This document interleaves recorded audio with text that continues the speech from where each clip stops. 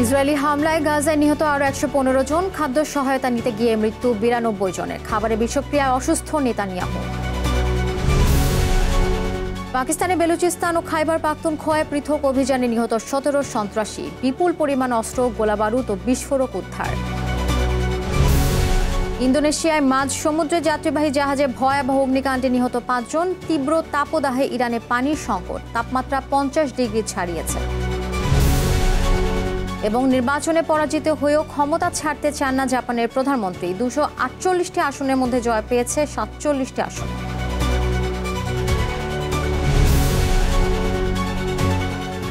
বিশ্বজুড়ে ঘটে যাওয়া দিনের গুরুত্বপূর্ণ ঘটনা বলে নিয়ে আর টিভির নিয়মিত আয়োজন সারাদিনের বিশ্ব। আপনাদের সঙ্গে রয়েছি আমি আফসানা সুরাইয়া। যুদ্ধবিধ্বস্ত গাজা উপত্যকায় হত্যাযজ্ঞ অব্যাহত রেখেছে দখলদার ইসরায়েল। উপত্যকাটিতে নতুন করে চালানো ইসরায়েলি হামলায় একদিনে অন্তত ১১৫ ফিলিস্তিনি নিহত হয়েছে।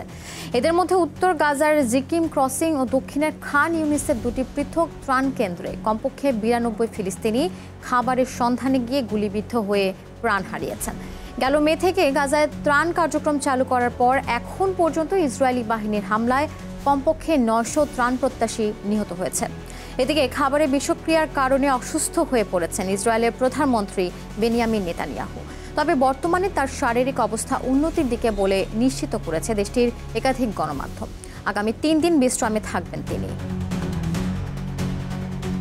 পাকিস্তানের বেলুচিস্তান ও খাইবার পাখতুনখোয়া প্রদেশে পরিচালিত পৃথক গোয়েন্দা অভিযানে অন্তত ১৭ সন্ত্রাসী নিহত হয়েছে। রোববার দেশটির আন্তঃবাহিনীর জনসংযোগ পরিদপ্তর আইএসপিআর ও গোয়েন্দা সূত্রের বরাতে এই তথ্যটি নিশ্চিত করেছে পাকিস্তানি গণমাধ্যম এক্সপ্রেস ট্রিবিউন। প্রতিবেদন অনুযায়ী গেল ৪ দিন দেশটির খাইবার পাখতুনখোয়া প্রদেশের মালাকান্দ জেলায় যৌথ বাহিনীর অভিযানে ভারত সমর্থিত সন্ত্রাসী সংগঠন ফিতনা আল খাওয়ারিজের সঙ্গে জড়িত ৯ জঙ্গি নিহত হয়েছে। এ সময় সংগঠনটির আরও ৮ সদস্যকে গ্রেফতার করেছে নিরাপত্তা বাহিনী। অভিযানে বিপুল পরিমাণ অস্ত্র, গোলাবারুদ ও বিস্ফোরক দ্রব্য উদ্ধার করা হয়েছে। দক্ষিণ আমেরিকার দেশ ইকুয়েডরের সড়ক দুর্ঘটনায় অন্তত ৯ জন নিহত হয়েছে। এদের মধ্যে ২ শিশুও রয়েছে। রোববার দেশটির উপকূলীয় শহর মান্তায় এবং এর নিকটবর্তী শহর মন্টেস ক্রিস্টির সংযোগকারী মহাসড়কে একটি পিকআপ ও এসইউভির মধ্যে মুখোমুখি সংঘর্ষে এই প্রাণহানির ঘটনা ঘটে। পাকিস্তানি গণমাধ্যম এক্সপ্রেস ট্রিবিউন এক প্রতিবেদনে দুর্ঘটনার তথ্যটি নিশ্চিত করেছে। ইকুয়েডরের সরকারি পরিসংখ্যান অনুযায়ী চলতি বছরের প্রথম ৫ মাসেই দেশটিতে প্রায় ৫,০০০ সড়ক দুর্ঘটনা সংঘটিত হয়েছে। এতে প্রাণ হারিয়েছে দেশটির অন্তত ৫৬৫ জন মানুষ। ইন্দোনেশিয়ায় মাঝ সমুদ্রে যাত্রীবাহী জাহাজে ভয়াবহ অগ্নিকাণ্ডে নিহত হয়েছে অন্তত ৫ জন। এছাড়া জীবিত উদ্ধার করা হয়েছে ২৮৪ জনকে। দেশটির জাতীয় অনুসন্ধান ও উদ্ধার সংস্থা বিষয়টি নিশ্চিত করেছে। রোববার KM বার্সেলোনা ভিএ নামের জাহাজটিতে আগুন লাগার পর যাত্রীদের মধ্যে আতঙ্ক ছড়িয়ে পড়ে। এ সময় প্রাণ বাঁচাতে অনেকেই জাহাজ থেকে সমুদ্রের পানিতে ঝাঁপ দেন। উদ্ধার কাজে সহায়তা করতে ঘটনাস্থলে পৌঁছায় ৩টি জাহাজ এবং আশপাশে থাকা মাছ ধরার ট্রলার। এর আগে চলতি মাসের শুরুর দিকে ইন্দোনেশিয়ার রিসোর্ট দ্বীপ বালির কাছে ফেরি ডুবে নিহত হয় ১৯ জন। তীব্র দাবদাহে পুড়ছে ইরান। এরই মধ্যে দেশটির বিভিন্ন অঞ্চলের তাপমাত্রা ৫০ ডিগ্রি সেলসিয়াস ছাড়িয়ে গেছে, যা এ বছরে এখন পর্যন্ত সর্বোচ্চ। এই অবস্থায় দেশটির নাগরিকদের পানি ও বিদ্যুৎ সাশ্রয়ের আহ্বান জানিয়েছে কর্তৃপক্ষ। মাত্রাতিরিক্ত গরমের কারণে আগামী বুধবার ইরানের তেহরান প্রদেশে সাধারণ ছুটি ঘোষণা করা হয়েছে। ইরান সরকারের মুখপাত্র ফাতেমে মোহাজেরানির বরাতে তথ্যটি নিশ্চিত করেছে সংবাদ মাধ্যম আল জাজিরা। এদিকে দেশটির জাতীয় আবহাওয়া অধিদপ্তরের তথ্য মতে ইরানের দক্ষিণাঞ্চলের মরুপ্রধান এলাকাগুলোতে সবচেয়ে বেশি তাপপ্রবাহ বিরাজমান। অঞ্চলগুলোতে তীব্র আকার ধারণ করেছে সুপেয় পানির সংকট। জাপানের ক্ষমতাসীন জোট দেশটির পার্লামেন্টের উচ্চকক্ষে সংখ্যাগরিষ্ঠতা হারানোর পরেও ক্ষমতা ছাড়তে চান না জাপানের প্রধানমন্ত্রী শিগেরু ইশিবা। রোববার অনুষ্ঠিত নির্বাচনে দেশটির প্রধানমন্ত্রী শিগেরু ইশিবার ক্ষমতাসীন জোট উচ্চকক্ষ হাউস অব কাউন্সিলর্সের ২৪৮টি আসনের মধ্যে জয় পায় ৪৭টি আসনে। উচ্চকক্ষের নিয়ন্ত্রণ ধরে রাখতে প্রয়োজন ৫০টি আসন। প্রয়োজনীয় আসন থেকে ৩টি আসন কম পাওয়ায় বেকায়দায় ইশিবার দল। এর আগে গত বছর নিম্নকক্ষেও সংখ্যাগরিষ্ঠতা হারায় তার জোট। এবার উচ্চকক্ষেও সংখ্যাগরিষ্ঠতা হারালো প্রধানমন্ত্রী ইশিবার ক্ষমতাসীন জোট। ধারণা করা হচ্ছে নির্বাচনের এই ফল জোট সরকারের প্রভাব কমাবে। সফলভাবে উৎক্ষেপণ করা হয়েছে চীনে থিয়ানচো-9 মহাকাশযান। প্রায় 6.5 টন সরঞ্জাম বহন করে, যার মধ্যে রয়েছে শেনচৌ-20 ও শেনচৌ-21 মিশনের মহাকাশচারীদের ব্যবহারের সামগ্রী, জ্বালানি ও পরীক্ষামূলক যন্ত্রপাতি। এ বিষয়ে আরও জানাচ্ছেন ইমতিয়াজ আহমেদ। সফলভাবে থিয়ানকং মহাকাশ স্টেশনে পৌঁছেছে চীনের থিয়ানচো-9 কার্গো মহাকাশযান। মঙ্গলবার বেজিং সময় ভোর 5:34 হাইনান প্রদেশের ওয়ানচাং উৎক্ষেপণ কেন্দ্র থেকে মহাকাশযানটি উৎক্ষেপণ করা হয়। এ বিষয়ে উৎক্ষেপণ কেন্দ্রের কমান্ডার কু চংলাই জানান, লং মার্চ 7 বাহক রকেটের ফ্লাইট ডেটা এবং বেইজিং অ্যারোস্পেস ফ্লাইট কন্ট্রোল সেন্টারের পর্যবেক্ষণ অনুযায়ী থিয়ানচৌ-9 নির্ধারিত কক্ষপথে সঠিকভাবে প্রবেশ করেছে, সৌর প্যানেল সঠিকভাবে খুলেছে এবং মহাকাশযানটি স্বাভাবিকভাবে কাজ করছে। আমি এই উৎক্ষেপণকে সম্পূর্ণ সফল ঘোষণা করছি। মহাকাশ স্টেশনে পৌঁছানো শেনচৌ-20 নভোচারী দল মহাকাশযানে প্রবেশ করে নির্ধারিত সময় অনুযায়ী রসদ ও সরঞ্জাম স্থানান্তর করবে।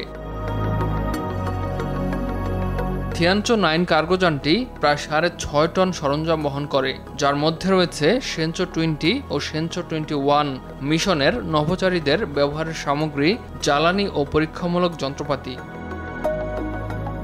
ইমতিয়াজ আহমেদ, RTV। ভারতের উদ্বেগ সত্ত্বেও ব্রহ্মপুত্র নদের উৎসে বিশ্বের বৃহত্তম বাঁধ নির্মাণের কাজ শুরু করেছে চীন। শনিবার দেশটির প্রধানমন্ত্রী লি কিয়াং আনুষ্ঠানিকভাবে এর নির্মাণ কাজের উদ্বোধন করেন। তবে ভারতীয় গণমাধ্যমগুলোর দাবি প্রকল্পটি ক্ষতি বয়ে আনবে ভাটির দেশ ভারত ও বাংলাদেশের জন্য। তবে চীনের দাবি এতে পরিবেশগত কোনো ঝুঁকির শঙ্কা নেই। বিস্তারিত থাকছে অর্ণব প্রসাদের রিপোর্টে। এবার বিশ্বের বৃহত্তম বাঁধ নির্মাণের কাজ আনুষ্ঠানিকভাবে শুরু করল বৈশ্বিক অর্থনীতির অন্যতম পরাশক্তি চীন। শনিবার ব্রহ্মপুত্র নদের উৎস তিব্বতের ইয়ারলুং স্যাংপো নদীর ওপর প্রস্তাবিত জলবিদ্যুৎ প্রকল্পটির আনুষ্ঠানিক উদ্বোধন করেন চীনের প্রধানমন্ত্রী লি কিয়াং।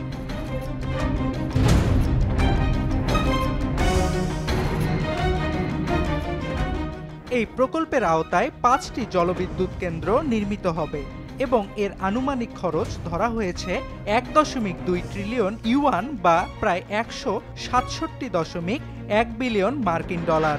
প্রকল্প হতে উৎপাদিত বিদ্যুৎ তিব্বতের পাশাপাশি চীনের অন্যান্য অঞ্চলগুলোতে সরবরাহ করা হবে বলে জানিয়েছে চীনের রাষ্ট্রায়ত্ত সংবাদ সংস্থা সিনহুয়া।